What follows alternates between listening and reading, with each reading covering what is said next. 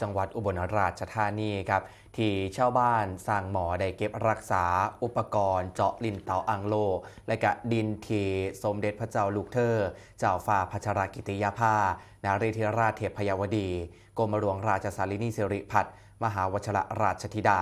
ทรงลงมือเจาะด้วยพระองค์เองเป็นอนุสรณ์แห่งพระกรุณาธิคุณไว้เป็นอย่างดีครับที่บ้านสร้างหมอหมู่ห้าตำบลค่ำนำแสบอำเภอวลินชำราบจังหวัดอุบลราชธานีเทศบาลค่ำนำแสบครับได้พาทีมข่าวลงพื้นที่พบกับนางสาวยุพินจันทร์ทิพย์ราษฎรทีสมเด็จพระเจ้าลูกเธอเจ้าฟ้าพัชรกิติยาภาณเรนธิราชเทพยวดีกรมหลวงราชสารินีสิริพัฒน์มหาวชิรราชธิดาได้ทรงถามไทยชีวิตความเป็นอยู่และร่วมเจาะร่างเพิงหรือเอิ่นอีกอย่างว่าลิ้นเตาอังโลโดยได้ทรงลงมือเจาะด้วยพระองค์เองเมื่อครั้งเสด็จเยี่ยมราษฎรผู้ประสบอุทกภัยในพื้นที่จังหวัดอุบลราชธานีเมื่อวันที่ 8 พฤศจิกายน 2562 ณ บ้านสร้างหมองแห่งนี้ครับโดยนางสาวยุพินกำเว้าให้ฟังว่าเครื่องมือและกระดินในมือประวัติศาสตร์นั้นทางตนกับเทศบาลตำบลค่ำนำแซบได้แบ่งเก็บไว้อย่างละชุดโดยได้เก็บรักษาไว้เป็นอย่างดีเพื่อเป็นมิ่งขวัญและก็อนุสรณ์แห่งพระกรุณาธิคุณโดยในมือนั้น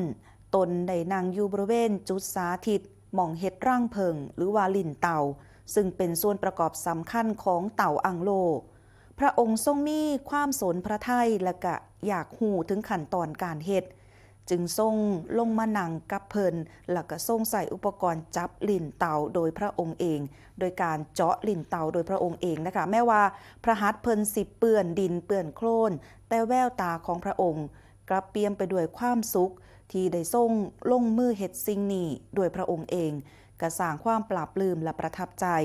ถึงความเป็นกันเองและก็ความบ่ถือพระองค์ของพระองค์นั่นเองค่ะทั้งนี้ครับการประสบอุทกภัยในเทือนนั้นส่งผลให้ชาวบ้านขาดแคลนทุนทรัพย์และก็ดินที่ใส่ในการประกอบอาชีพเนื่องจากถูกน้ำพัดพาไปเบิดพระองค์จึงได้พระราชทานดินส่วนพระองค์และมอบเงินขวัญถุงเพื่อใส่เป็นทุนร้อนในการพลิกฟื้นอาชีพอีกเทื่อครับเดี๋ยวเราไปฟังเสียงนะครับของนางยุพินจันทร์ทิพย์ราษฎรชาวบ้านสร้างหมอครับ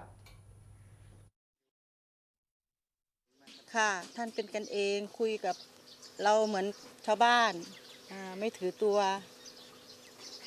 ถามว่าวันหนึ่งได้กี่แผ่นแล้วก็บอกว่ามันก็เป็น100 แผ่น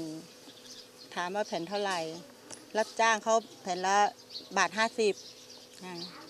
รับจ้างทำเพราะว่าตบตั้งหากเจาะตั้งหากอย่างเงี้ยเสียงท่านเป็นยังไงบ้างเสียงเล็กๆเพราะเห็นว่าได้จับมือท่านด้วยค่ะก็ตอนของมันกระดกก็กลัวจะโดนท่าน